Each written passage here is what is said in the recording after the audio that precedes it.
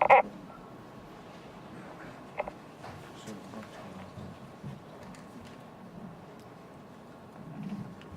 fine. Okay. Yeah. Hello. Yeah. Yeah, it's fine. Okay. Hi everyone. Thank you for joining me. And today in this talk, I will be talking about browser behind the scene. So can I get that one? Yeah. Yeah. Hello. Yeah. Thank you everyone for joining me here. And today in this talk, I will be talking about browser behind the scene. A bit about myself. I am Rakhi and I'm a software UI engineer. I'm an alumni of Outreach and RGSOC internship program. Under this internship program, I did internship with Mozilla in 2016 and 2017 while I was a student. And I'm associated with RGSOC, that is Rails Girls Summer of Code, as a volunteer. And I'm a co-organizer of a group called Diversify back in India, Bangalore. So I'm from Bangalore. So in this talk today, I'll be talking about the high-level architecture of the browser, but mostly my focus is going to be on rendering engine. So before I go through the architecture of the browser, how many of you here are developers? How many of you are developers? Software engineers, software developer? Oh, quite a number. Great, great. Nice. So these are the 7 components of browser architecture. To the people who are software engineers, I will be talking about what is happening with your code, how your code is getting parsed, and how it is getting displayed on the browser. To the people who are not developers, who are just internet users, I'm sure you have worked, you have searched for something on Google. I will talk about when you search on Google, what is happening and how your page is getting displayed. So, as I said, I will talk about rendering engine most of the time, but let's discuss a bit about the other components. So the user interface. Everything that you see in the browser is user interface, except the window where your contents get displayed. The window is not a part of Firefox browser UI. So for example, user interface example is the back button, the forward button, the bookmark button, the hamburg button, and the URL bars. Those are the part of Firefox. Those are the parts of browser UI. Browser engine that act as the middleware between rendering engine and the user interface. When you are searching for something on the UI, it is sending those requests, those queries to the rendering engine, and then rendering engine is doing its work that I'm gonna explain in upcoming slides, and then returning back it to the user interface. Rendering engine's main work is rendering. I'm going to talk about this in upcoming slides, so I will just skip this part right now. Networking is responsible for HTTP request and response. The JavaScript interpreter is responsible for parsing and executing your JavaScript code. The UI backend. In starting, I said the window of the browser is not part of UI. That window is part of UI backend. So when you are searching for something, your data is getting displayed on the window, and that is the part of UI backend. UI backends are mostly written in C++. Data persistence. Data persistence is also called data storage. We know it by cookies, by local storage. So that is persistence. That is data persistence here. So now let's talk about rendering engine So rendering engine, what is rendering engine? So mostly rendering engine's responsibility is rendering your code and showing it on the UI. I will explain the rendering process in 5 steps. The first one is rendering your HTML code, parsing your HTML code, and forming DOM tree. Next step is parsing your CSS code and forming CSS object model. That is also called CSS OM. Next step, once you have CSS object model and DOM tree created, it will create a render tree on the top of CSS object model and DOM tree. Once you have render tree, the next step is layout, and after is painting. Painting is something that is responsible for displaying your contents on the UI. So when we talk about rendering, Firefox, taking an example here, Firefox and Chrome use different kind of rendering engine. Firefox has Gecko, that is a homemade rendering engine for Firefox because Mozilla people has made it, and Safari and Chrome use WebKit.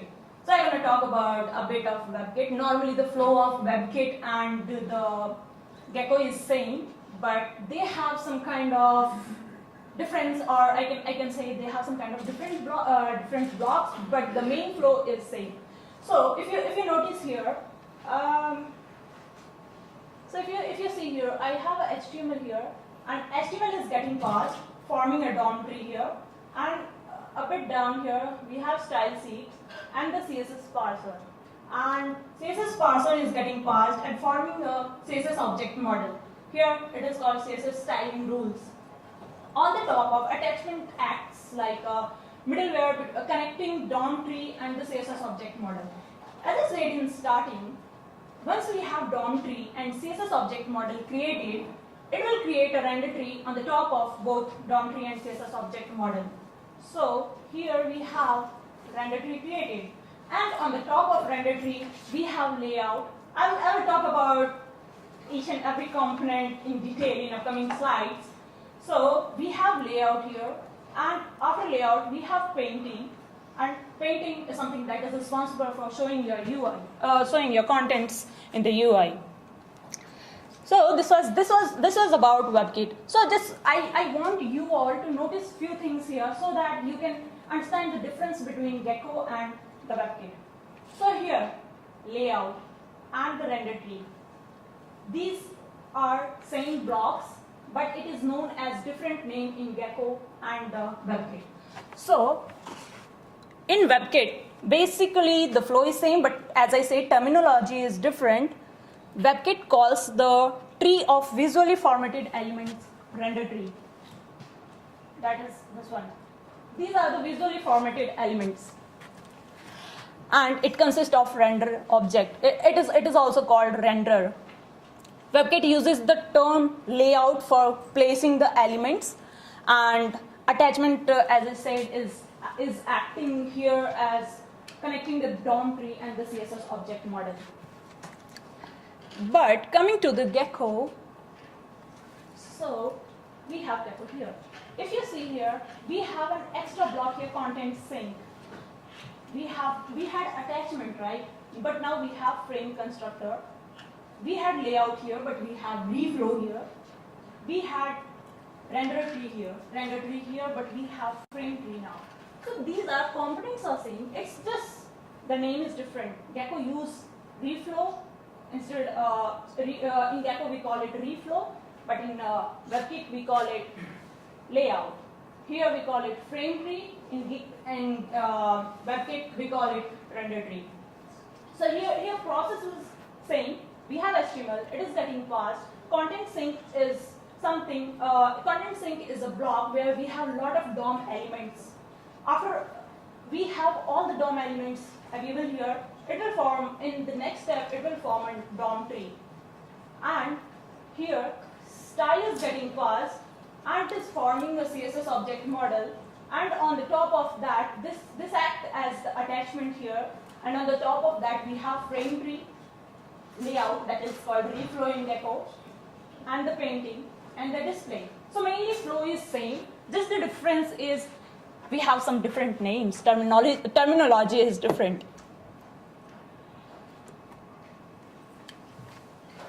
So, rendering engine is all about parsing. What is parsing? Parsing is translating a document into a structure that makes sense. So, parsing is based on syntax rule that document obeys, and result is usually a tree of nodes, and sometimes we call it syntax tree. So, parsing follows grammar rule. Parsing is based on grammar rule. To understand what grammar is, we need to understand, to know what parsing is, we need to understand what grammar is. I'm going to give just an example of just a small introduction about what grammar is. So context-free grammar. Every format that you can parse must have deterministic grammar, consists of vocabulary and syntax rules. And that is called context-free grammar. So normally context-free grammar is of two types. And we can say parsing step is done in two steps. That is lexical analysis and syntax analysis. So what is lexical analysis? So these are the two steps. So we have document that we need to parse. It will go to this lexical analysis. I'm going to explain what lexical analysis is, what syntax analysis is. After going through these two steps, lexical analysis and the syntax analysis, it will go to the next step and parse the tree, and it will form a tree. So what is lexical analysis? Lexical analysis is also called tokenizer. So lexical analysis is the process of breaking the inputs into tokens, and tokens are definitely tokens are collection of valid building blocks. And when we talk about syntax analysis is applying the language syntax rule. So what is happening here? Once we have a document, what parser do is, it will when it receives a document and it wants to form a parsing tree, what it will do is it will request the lexer, that is tokenizer, for a token. Once lexer will return a token, it will check the token with some syntax rule.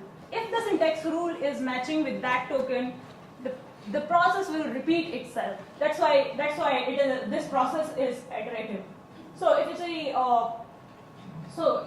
but the question is, what if the token doesn't match with the syntax rule? So how many of you have worked with HTML ever in their life? HTML and CSS? Okay, awesome, quite a number again. Okay, great. So have you ever faced any kind of syntax error in HTML? If you ever forget to close the paragraph tag, have you ever faced errors like, oh, you forgot to close the paragraph tag on line number 5? Ever? Anyone? Yes? Oh, cool. But the point to be noticed here is HTML doesn't follow any kind of grammar because of its forgiving nature.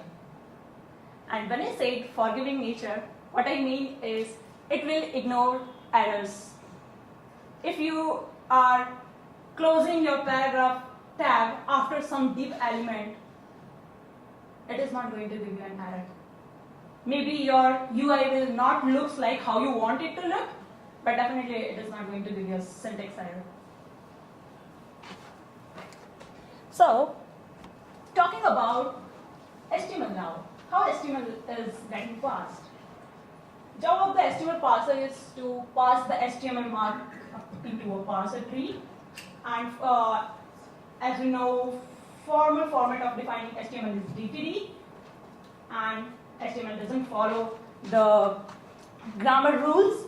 And so we're just gonna see here how HTML. We're gonna take an example of HTML code and gonna see how DOM tree is getting formed. So this is a code. So few things to be noticed here is we have a body. We have a paragraph under the body and div, and under div we have an image.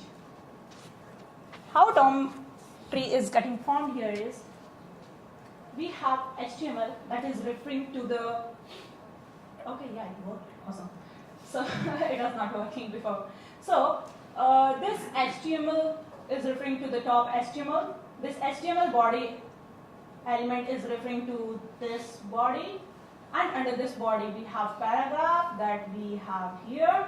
Under paragraph we had text what text we had. Oh, hello world. Awesome. So, and we have div element here, and under div element we have HTML image.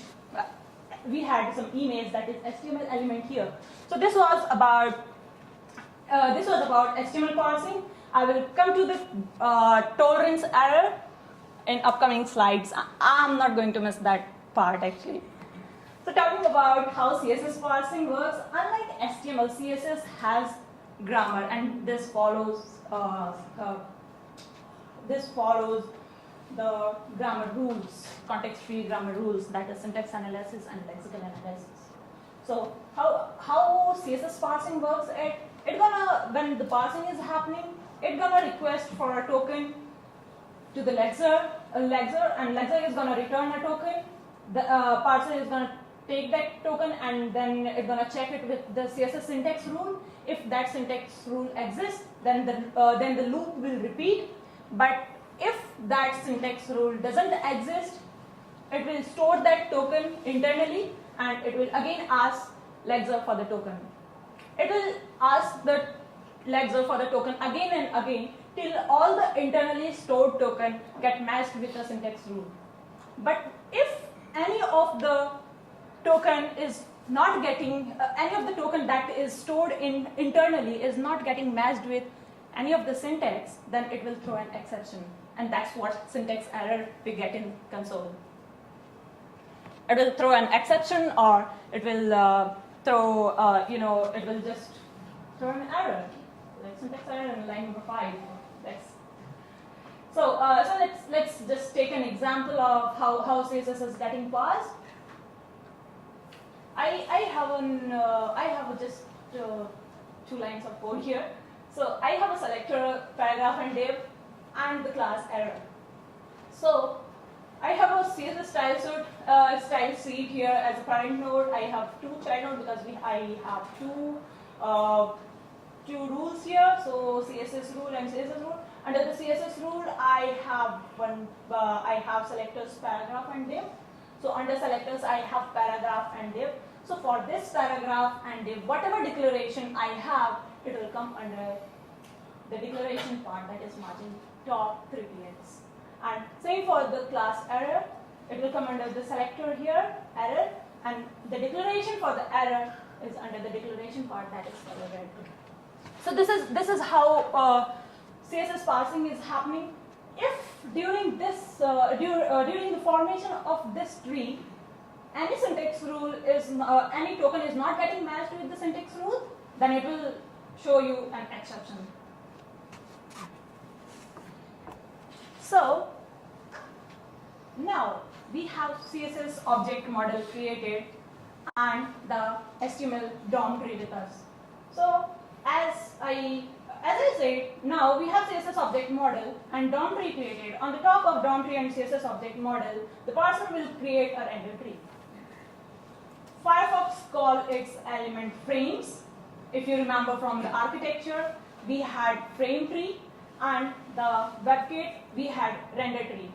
And the object inside the render tree is called as renderer object, and the object inside the frame tree is called as frames. So now as we have render tree constructed, what we're gonna have it, next step was layout. So we have DOM tree, CSS object model, and we have render tree on the top of that. So what is layout? So actually layout is very important part of our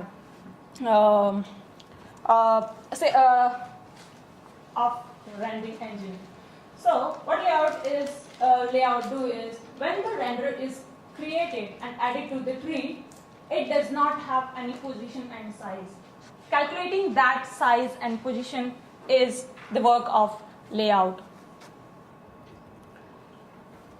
So doesn't matter if you have any kind of boxes, any kind of rectangle in your HTML code or not. If you are writing, if you are designing any web page or any kind of web page, they're gonna have some kind of padding, some kind of margin, some kind of width and length.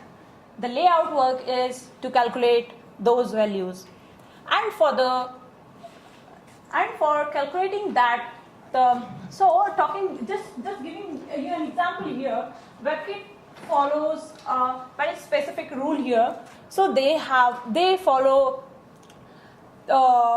two known parser generator, that is Flax for Lexer that is generating token, and Bison for creating parser. So the one more work of the layout is the rectangles. Here the rectangles are in the order that needs to be displayed on the screen. So here in the layout, the exact work is to giving each node the exact coordinates where it should appear on screen. It will calculate all the values and then it pass it over to the painting. The painting's most important work is to display the content on the screen. The content you requested, it is getting displayed on the screen on the last part, that is painting. So painting actually has an order, and that order is, first is background color, second is background image, third is border, fourth is children, and fifth is outline. So people, if you have ever observed, whenever you search for, let's take an example, you are searching for google.com, or maybe any website, just any website you can take, you can see like you are seeing some kind of UI getting displayed, but still it is loading, right? So render engine will not wait for every element to get parsed. So what rendering engine do is it will by default display the HTML, XML, and the images. And whenever you visit a website, it will load the HTML, XML, and the image. And on the background, the process is going on. All the trees are getting parsed, and once it is getting done, it will just come into the layout, and it will show to the UI, and it is coming to the painting, and it is showing to the UI. So that was a bit about rendering engine work. Now, talking about the next step, that is browser tolerance error. I was talking about HTML errors, right? Syntax error. How many of you think I'm gonna get some syntax error here? Anyone? Unfortunately, I didn't get any error. That. Sorry.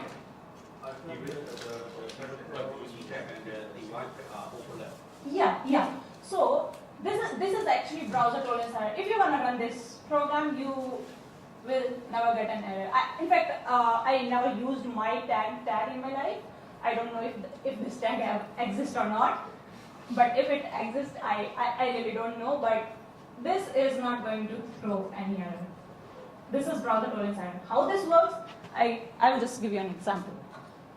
Let's take another example. So this is WebKit error tolerance. So this is a straight table. It is a table inside another table contents, but not inside a table cell. See the format. We have table, and inside that table we have another table. We are closing that table, and again we have TD, and then we are closing a table. So what WebKit will do for you here is, it will convert this code in this format. And this is the correct format, right? It is when you are running this code by mistake, if you ever write this code, and you try to run your page on the browser, what WebKit will do is it will convert your code in this format, and it will show you the correct table. Taking another example of WebKit error tolerance, BR, that is used for space between two lines. Normally, a lot of websites use /br. So but the syntax is br. What WebKit will do is, if you are using /br, it will convert it into br. Whenever, doesn't matter wherever you are using. If you are running that on Chrome browser, Safari, at least I tested it on Chrome browser, and it worked. How it worked? Because of WebKit error tolerance. WebKit has this in their code base that if user is writing /br, it will convert it into br. And this is what's happening with the table also.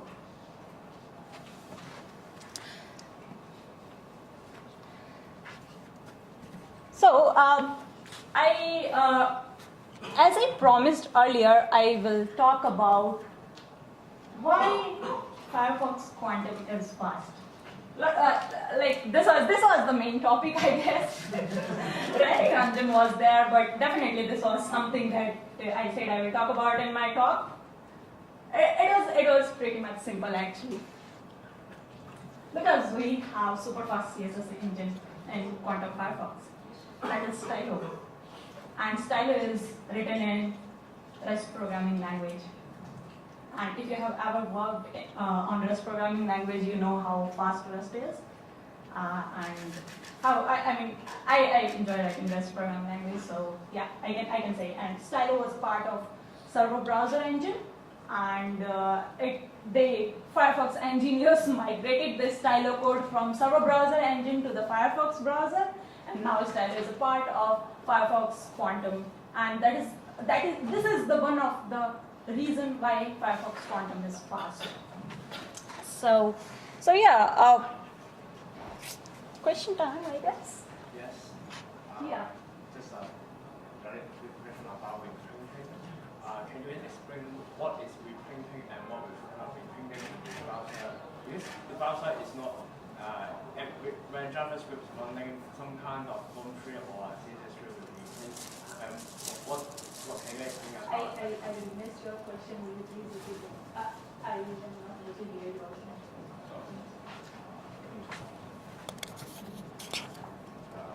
Okay. My question is about the reprinting. Well, you say that the HTML code you pass and get to the DOM tree, and then also the CSS will become a CSOM. But while we are writing JavaScript program, we want to just to add something element or just remove element, and how this will trigger the reprinting in the browser, and can you explain a little bit? Oh yeah. So when we are talking about JavaScript is not a part of rendering engine here. JavaScript is part of JavaScript interpreter that was there in browser. So JavaScript interpreter work is to parse your JavaScript code. Rendering engine is just for HTML and the CSS.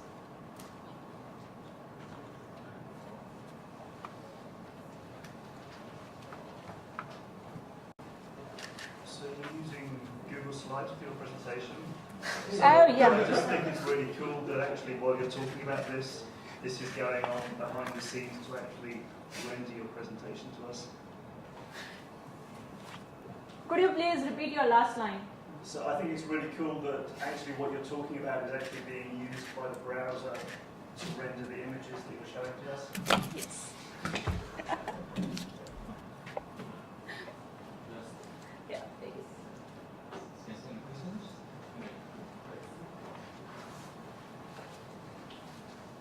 Thanks for that. So it's going to be easy.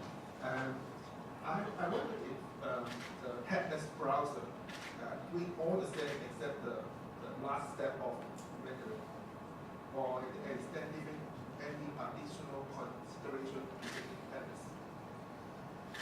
I didn't got your question. Headless browser, that's what we use with the automated test. We will have the launch the Firefox browser without UI, without anything in the server. So is it just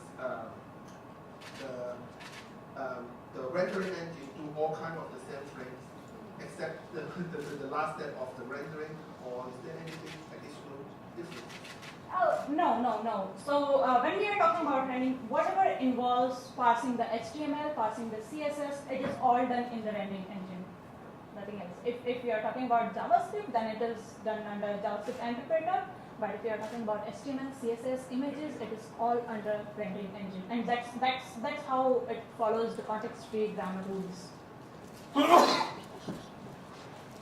Okay, with any other questions, so you can discuss. at the open area. So thanks for asking. Oh, yeah, sure. Thank you everyone for joining.